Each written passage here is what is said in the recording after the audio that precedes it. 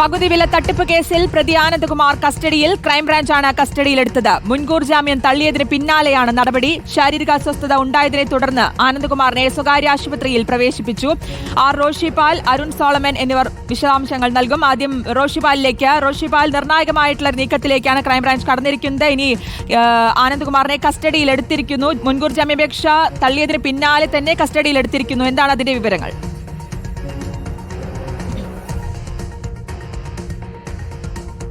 ഈ പകുതി വില തട്ടിപ്പുമായി ബന്ധപ്പെട്ട കേസിൽ ഏറ്റവും നിർണായക നീക്കമാണ് ക്രൈംബ്രാഞ്ചിന്റെ ഭാഗത്തുനിന്നുണ്ടായിരിക്കുന്നത്. സായിഗ്രാമം ട്രസ്റ്റിന്റെ ചെയർമാൻ കൂടിയ ആനന്ദ്കുമാറിനെ ഇന്ന് ശാസ്തമംഗലത്ത് നിന്നാണ് കസ്റ്റഡിയിലെടുത്തത്. തിരുവനന്തപുരം സെഷൻസ് കോടതി ആനന്ദ്കുമാറിന്റെ ജാമ്യാപേക്ഷ തള്ളിയതിന് തൊട്ടു പിന്നാലെയാണ് അറസ്റ്റ് ഉണ്ടായത്. നേരത്തെ തന്നെ ക്രൈംബ്രാഞ്ച് സംഘം ശാസ്തമംഗലത്ത് ആനന്ദ്കുമാറിന്റെ വീടിന്റെ പരിസരത്ത് ക്യാമ്പ് ചെയ്തിരുന്നു. കോടതിയിൽ നിന്നും തീരുമാനം വന്നതിന് തൊട്ടു പിന്നാലെ തന്നെ വീടിനകത്ത് കയറി ആനന്ദ്കുമാറിനെ കസ്റ്റഡി എടുക്കുകയായിരുന്നു. കസ്റ്റഡി എടുക്കുമ്പോൾ ദേഹാസ്വാസ്ഥ്യമുണ്ടായതിനെ തുടർന്ന് ആനന്ദ്കുമാറിനെ തിരുവനന്തപുരം പട്ടത്തെ സ്വകാര്യ ആശുപത്രിയിൽ പ്രവേശിപ്പിച്ചിരിക്കുകയാണ്.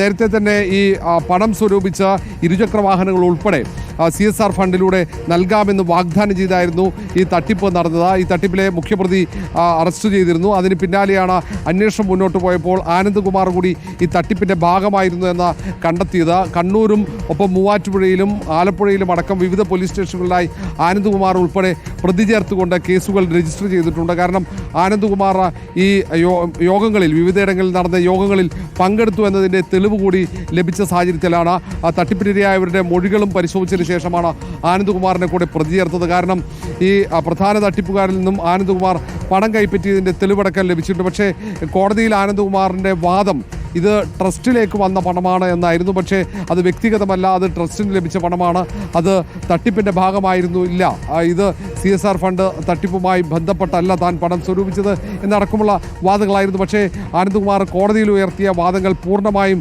തള്ളി. തൊട്ടു പിന്നാലെ തന്നെ ഈ വിധിയും വന്നു. മുൻകൂർ ജാമ്യാപേക്ഷ തള്ളുന്ന ഒരു സാഹചര്യം വന്നതിന് പിന്നാലെയാണ് ഈ അറസ്റ്റ് നടപടികളിലേക്ക് ക്രൈംബ്രാഞ്ച് കടന്നത്. ഇനി ആനന്ദ്കുമാറിനെ ആലപ്പുഴയിൽ കൊണ്ടുപോകുമെന്നാണ് അറിയാൻ കഴിയുന്നത്.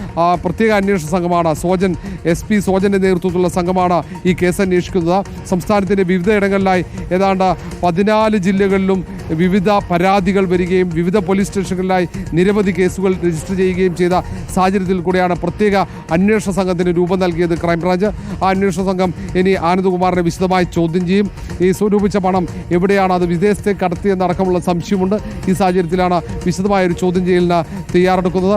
ഏറ്റവും പ്രധാന നീക്കമാണിപ്പോൾ പകുതി വില തട്ടിപ്പിൽ ക്രൈംബ്രാഞ്ച് സംഘം നടത്തിയത്. ആനന്ദ്കുമാറിനെ ചോദ്യം ചെയ്തതിലൂടെയാണ് ഇതിൽ മറ്റാർക്കെങ്കിലും കൂടുതൽ ആളുകൾക്ക് പങ്കാളിത്തമുണ്ടോ എന്ന് കണ്ടെത്താൻ കഴിയുക. കാരണം എല്ലാ രാഷ്ട്രീയ നേതാക്കളുമായും വലിയ ഉന്നത ഉദ്യോഗസ്ഥന്മാരുമായി അടക്കം വലിയ അടുപ്പമുള്ള ഒരു വ്യക്തി കൂടിയാണ് ആനന്ദ്കുമാർ. സായിഗ്രാമത്തിൻ്റെ ചെയർമാൻ എന്ന നിലയിൽ എല്ലാ രാഷ്ട്രീയ നേതൃത്വവുമായി വലിയ അടുപ്പം പുലർത്തിയിരുന്ന ആളെന്ന നിലയിൽ മറ്റ് രാഷ്ട്രീയ നേതാക്കൾക്കടക്കം ഈ ഇടപാടിൽ, ഈ തട്ടിപ്പ് ഇടപാടിൽ പങ്കാളിത്തമുണ്ടോ എന്നടക്കം വിശദമായി പരിശോധിക്കേണ്ടി വരും.